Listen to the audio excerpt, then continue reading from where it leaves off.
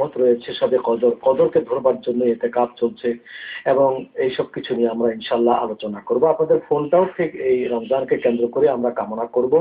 একটা ফোন ইতিমধ্যে যখন চলে আসছে, ফোনটা নিয়ে কথা বলি। আসসালামু আলাইকুম ওয়া রাহমাতুল্লাহি ওয়া বারাকাতুহু। জি, আসসালামু আলাইকুম। ওয়া আলাইকুম সালাম।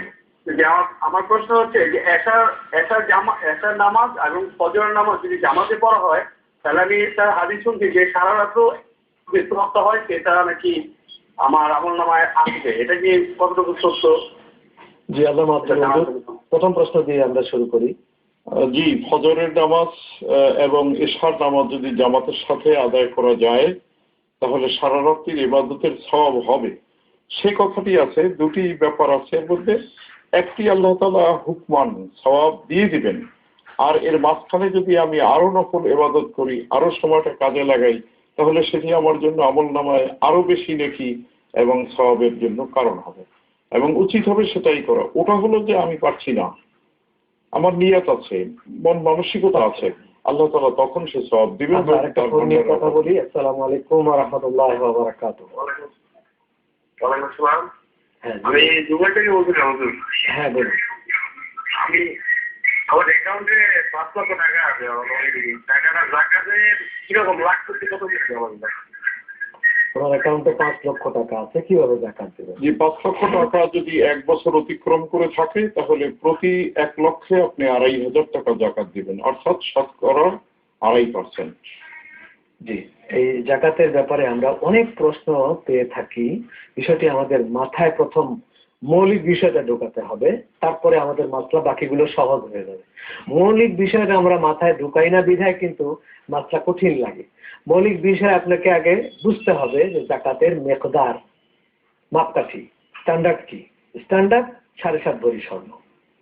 এখন আপনি 2 নম্বর কথা হলো যে 7.5 ভরি উপরে স্বর্ণ আছে, তাহলে কি 7.5 ভরি বাদ দিয়ে উপরের টুকু আপনি দিবেন? না, 7.5 ভরি সহ উপরে আপনার যত আছে সবগুলোর যাকাত দিতে হবে।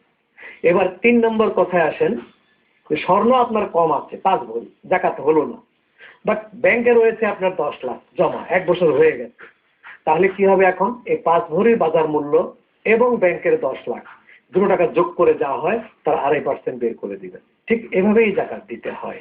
তো আমরা আরেকটা ফোন এসছে, কথা বলি। আসসালামু আলাইকুম ওয়া রাহমাতুল্লাহি ওয়া বারাকাতুহু। ওয়ালাইকুম সালাম। আমার একটা প্রশ্ন ছিল। হ্যাঁ জি বলুন। এটা হলো যে আমরা যখন কোরআন শরীফ পড়ি অথবা নামাজের সময়, জি, কিংবা আযানের সময়, জি, হুজুর সাল্লাল্লাহু আলাইহি ওয়াসাল্লামের নাম যখন আসে তখন কি দরুদ শরীফ পড়বো? সাল্লাল্লাহু বলবো কিনা?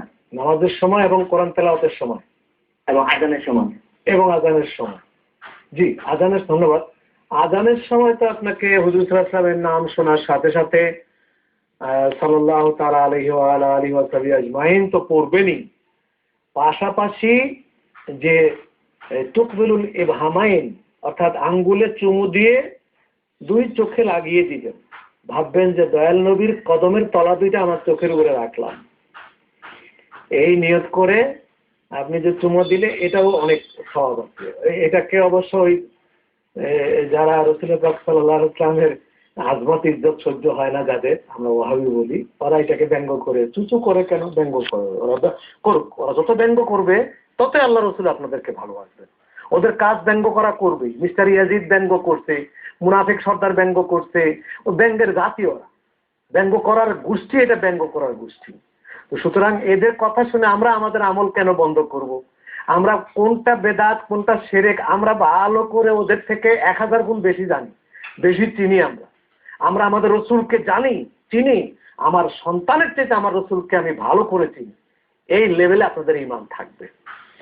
জি, আমরা যে কথাটা বলতেছিলাম, একটা ফোন আসছে। জি, আসসালামু আলাইকুম ওয়া রাহমাতুল্লাহি ওয়া বারাকাতুহু।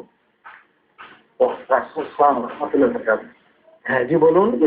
আমি সাজুল ইসলাম আনসারী, মিরপুর 10 আমতলা বাজার থেকে বলছি। জি, আমার প্রশ্নটা হচ্ছে ইন্টারনেটে দেখছিলাম যে কোকোকোলা সম্পর্কে সৌদি আরব থেকে একটা ইংল্যান্ডে এসছে, এরা চোরের চুরি দিয়ে চলছে। অর্থাৎ এই বিষয়টা সম্পর্কে একটু আমাদের জানাবে কি? ধন্যবাদ। এই এইটাই কোকা কোলা আমরা দেখেছি মধ্যপ্রাচ্যের মুসলিম দেশগুলিতে কোনো কোনো দেশে এটা অ্যাভয়েড করে, সৌদি আরবেও এটা খেতে চাচ্ছে না। এটার যে যে বর্ণনাটা বেরিয়েছিল পত্রিকা অনেকদিন আগে, আমরাও দেখেছি ভাবে এরকম একটি কথা আমরা শুনেছি। তবে আমরা এটা ঠিক এখান থেকে এই অনুষ্ঠান থেকে এটার ইয়াস নট তেমন কিছু আমরা বলতে পারবো না, যেহেতু ওটা সম্বন্ধে প্রত্যক্ষভাবে আমাদের গবেষণা নেই। আমরা পত্রিকায় পড়েছি, লোকমুখে শুনেছি, মধ্যপ্রাচ্যও দেখেছি এটা খায় না, এটাকে অ্যাভয়েড করে। তো সেই জন্য আমরা এখান থেকে এটা সরাসরি তেমন কোনো সিদ্ধান্ত আমরা দিতে পারছি না। জি, আরেকটি ফোন নিয়ে কথা বলি। আসসালামু আলাইকুম ওয়া রাহমাতুল্লাহি ওয়া বারাকাতুহু।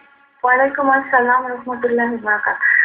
হুজুর, আমি একটু জানতে চাচ্ছিলাম যে আমাদের বাসায় তো আমার নানি দাদি এই ধরনের মুরব্বী লোকজন থাকেন, তো তারা যখন অসুস্থ থাকেন তখন আমরা সাধারণত এমনও হয় যে তাদেরকে বিছানার মধ্যেই সবকিছু করাতে হয়, পেশাব পায়খানা কারণ সবকিছুই বিছানা করাতে হয়, তারা টয়লেটে যেতে পারে না। সেক্ষেত্রে আমরা যদি তাদেরকে বিছানায় করালাম, হ্যাঁ, তো আমাদের হাতে যদি হঠাৎ কিছু লেগে গেল বা যেটাই হোক, আমরা কি ওই অবস্থায় আমাদের হাত পরিষ্কার করে নামাজ পড়তে পারবো? এতে মানে কোনো সমস্যা হবে না তো? মনের মধ্যে আর কি আমাদের তো কনফিউজ থাকে। ধন্যবাদ। আমার বোন যে প্রশ্নটা করেছেন খুবই যুক্তিসঙ্গত। জি, আগে থেকে আপনার উজু করা আছে, উজু করা থাকতে হবে আগে, যেহেতু আমাদের জন্য উজু প্রয়োজন। এখন এই উজু করা অবস্থায় যদি আপনার হাতে বা পায়ে বা কাপড়ে কোথাও নির্দিষ্ট স্থানে কিছু নাপাকি লেগে যায়, তাহলে এই নাপাকিটা ধুয়ে পরিষ্কার করেই আপনি নামাজ আদায় করতে পারবেন, আপনাকে আর উজু করতে হবে না। আর যদি অজু করা না থাকে তাহলে তো অবশ্যই সেক্ষেত্রে প্রথমে আপনাকে এই ময়লাটা দূর করতে হবে, তারপরে সাবান দিয়ে ধুয়ে তারপরে অজু করতে হবে। তেমনি কিন্তু গোসলের নিয়মও তাই, অজুর নিয়মও তাই। অজু করার আগে আপনার হাতে পায়ে কোথাও ময়লা থাকলে সেটাকে আগে পরিষ্কার করে নেবেন, এবং গোসলের ক্ষেত্রেও তাই। নাজাসাত যদি থাকে, দেহে লেগে থাকে নাপাকি কোথাও ময়লা, সেটাকে আগে ধুয়ে নিতে হবে, নিয়ে তারপরে অজুর ফরজটা আদায় করবেন, নিয়ত করবেন, কুলি করবেন, নাকে পানি দিবেন, দেহে পানি ঢেলে দিবেন। এই ধরনের করলে তাহলে সেই অজু দিয়ে একবারে নামাজও হয়ে যাবে।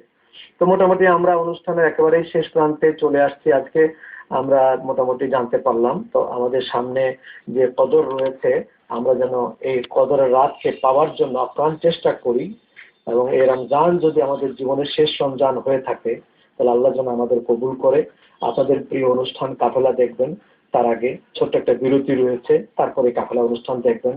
আমরাও আপনাদের ইজাজত কামনা করে শেষ করছি। আসসালামু আলাইকুম ওয়া রাহমাতুল্লাহি ওয়া বারাকাতুহু।